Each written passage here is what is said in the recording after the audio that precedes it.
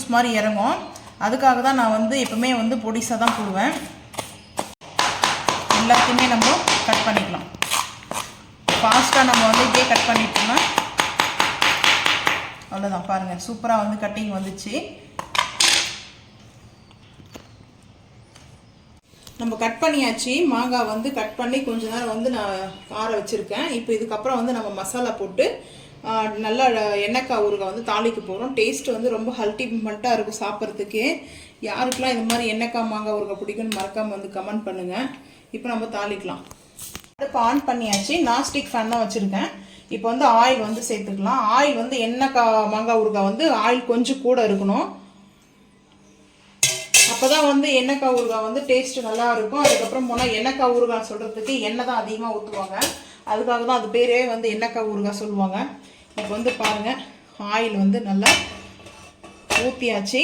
இப்போ வந்து சிம்மில் தான் இருக்கணும். அடுப்பு வந்து ஃபுல்லாக ஆயில் ஃப்ளேம் பண்ணக்கூடாது. இப்போ நம்ம அடுப்பு ஆஃப் பண்ணிவிட்டு நான் வந்து மிளகாய்த்தூள் வந்து சேர்த்துக்க போகிறேன்.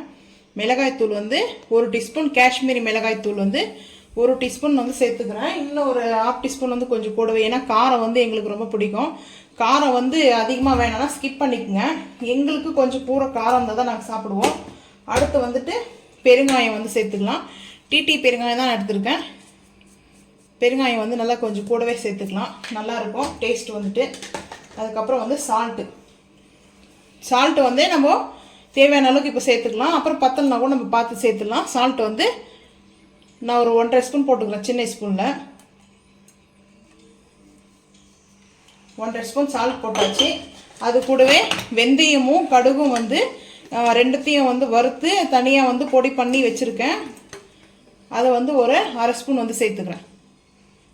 கொஞ்சம் கூட சேர்த்துக்கலாம், கசக்கெல்லாம் செய்யாது. ஏன்னா டேஸ்ட்டு வந்து அது வெந்தயமும் அந்த கடுகுத்தும் வந்து டேஸ்ட்டு கொடுக்கும். இப்போ அடுப்பு திருப்ப ஆன் பண்ணிக்கிறேன்.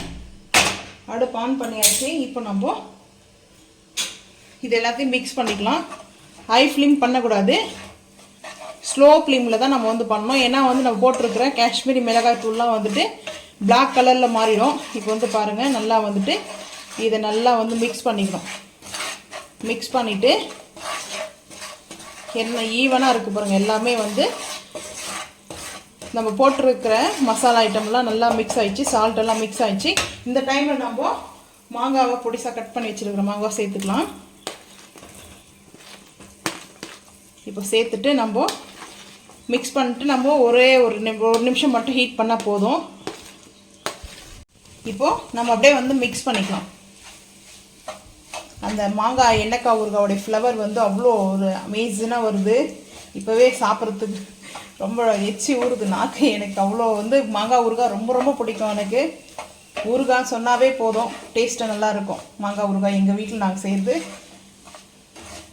ரொம்ப அட்டகாசமாக இருக்கும். ரொம்ப ஆயிலும் இல்லாமல் மீடியமாக இருக்குது பாருங்கள். இதிலே வந்து ஆயில் வந்து விடும். இப்போ நம்ம வந்து இந்த மாங்காய்லாம் போட்டு மிக்ஸ் பண்ணுறோம் இல்லையா, இது கொஞ்சம் நேரம் கழிச்சு பார்த்தோம்னா நம்ம ஒரு ஏர் கண்டெய்னர் பாக்ஸில் போட்டு வச்சுக்கலாம். இதில் வந்து கண்ணாடி பாட்டிலையும் போட்டு வச்சுக்கலாம். அது நம்மளுடைய இப்போ தான் ஆற வச்சுட்டு தான் நம்ம வந்து பாக்ஸில் வந்து ஸ்டோரேஜ் பண்ணணும். நான் வந்து இதை ஸ்டோரேஜ் வந்து ஃப்ரிட்ஜில் வந்து பண்ணிடுவேன். வேணுன்றவங்க தயிர் சாதத்துக்கு, கூழுக்கு, ரசம் சாதம் சாப்பிடும்போது, சாம்பார் சாதத்துக்கு ரொம்ப டேஸ்ட் வந்து. இப்போ நம்ம அடுப்பு ஆஃப் பண்ணிவிடுவோம். அல்டிமேட்டாக இருக்கும் டேஸ்ட் வந்துட்டு பாருங்கள். நல்ல டேஸ்டியான நல்ல எண்ணெய்க்காய் ஊறுகாய் மாங்காய் ஊறுகாய் போட்டாச்சு. இப்போ நம்ம தயிர் சாதத்துக்குலாம் சாப்பிட போகிறேன். எனக்கு ரொம்ப பிடிக்கும் இது போல் சாப்பிட்றதுக்கு.